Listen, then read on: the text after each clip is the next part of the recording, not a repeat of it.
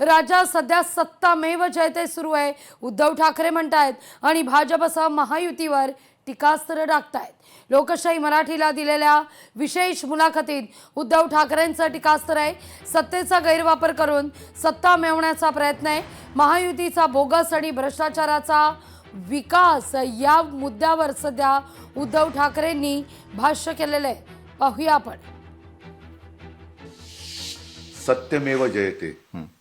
आता सत्तामेव जयते असं करण्याचा हा भाजपचा केविलवाणा प्रयत्न आहे किंवा क्रूर प्रयत्न आहे. एका बाजूला केविलवाणा, कारण त्यांना त्यांच्यात ताकद नाही म्हणून, आणि सत्ता त्यांनी मिळवलेली आहे मतचोरी करून किंवा ईव्हीएमच्या माध्यमातून म्हणा, त्या सत्तेचा गैरवापर करून सत्ता मिळवण्याचा त्यांचा प्रयत्न आहे.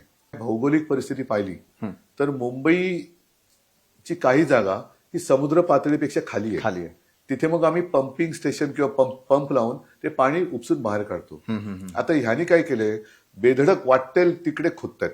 बरं, मेट्रोची स्टेशन करतायत. कालच्याच पावसाळ्यामध्ये नवीन स्टेशन त्याचं अनावरण केलं आणि 4 दिवसात ते वरळीचं ॲक्वा मरीन का काय ॲक्वा मेट्रो काय ते पाणी तुंबलं. म्हणजे अक्षरशः भिंतीतून धबधबे आले.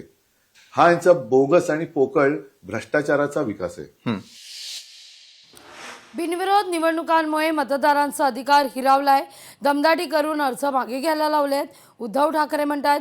उद्धव ठाकरे यांची बिनविरोध निवडणुकीवर टीका आहे. बिनविरोध निवडणूक ही निवडणूकच होऊ शकत नाही.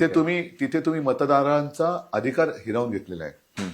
आणि बिनविरोध निवडणूक कधी होऊ शकते की ठीक आहे, एखादा गावकरी सगळे मिळून सांगतील की नाही बाबा हे आमचे सरपंच, आम्ही सगळे त्यांच्या विरुद्ध कोणी फॉर्मच भरणार नाही. पण भरलेले फॉर्म तुम्ही मागे घ्यायला लावतायत. दमदाटी केली जाते. संविधान म्हणते मतदान करा. हे कोणाला म्हणते संविधान? कोण त्याचं ऐकतंय? जिथे बिनविरोध तुम्ही करून घेताय धाकदपटचे आणि लालूच दाखवून, तिकडे संविधानाचं कोण ऐकणार आहे? कसं ऐकणार आहे? विकासाच्या नावाने आपल्याला विनाशाकडे नेलं जाते. बरं, विकास विकास आता जी काय होर्डिंग लागले ती विकासकाची गती आहे आणि विनाशाची गती आहे. भाजप बिल्डरमुळे मुंबईकर बाहेर गेलाय. उद्धव ठाकरेंचा भाजपवर निशाणा आहे. आज मुंबईमध्ये मराठी माणसाला जे त्याच्या जागेवरती टॉवर बांधून घर नाकारणारे भाजप धार्जिणे बिल्डर आहेत. बरं, आणि त्यांच्या विरोधात आम्ही आहोत. मराठी आहे म्हणून घर नाकारलं जातं. तू नॉन व्हेजिटेरियन आहे. अहो, कोळीवाड्यातल्या मासेवाड्यात घालण्याच्या जागा आता हे बिल्डर घ्यायला मागे लागलेत.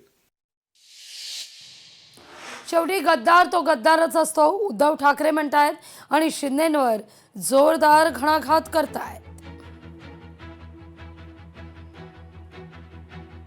सत्ता लोलुपता असू शकेल, पण शेवटी गद्दार तो गद्दार आहे.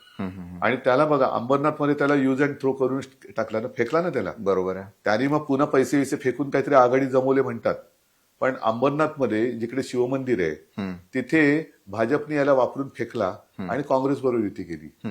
मग ते अंगलट आल्यावरती काँग्रेसचे नगरसेवक घेतले आणि दुसरे पैशांनी खरेदी केली. बरं, अकोटमध्ये MIM बरोबर भाजपने युती केली. तिकडे पालघरमध्ये साधू हत्याकांडातल्या आरोपीला भाजपने घेतला. हे अत्याचार प्रकरणातीलही जो नगरसेवक आहे, कुठला स्वीकृत नगरसेवक, अविकृत नगरसेवक, त्याला घेतला. नाशिकमध्ये जो आमच्यासोबत होता सलीम कुत्ताचा साथीदार म्हणून त्याची हे केली होती, त्याला त्यांनी घेतला. आता सलीम कुत्ता चालतो तुम्हाला. लोकशाही मराठी ऐका, पहा, जागरूक रहा.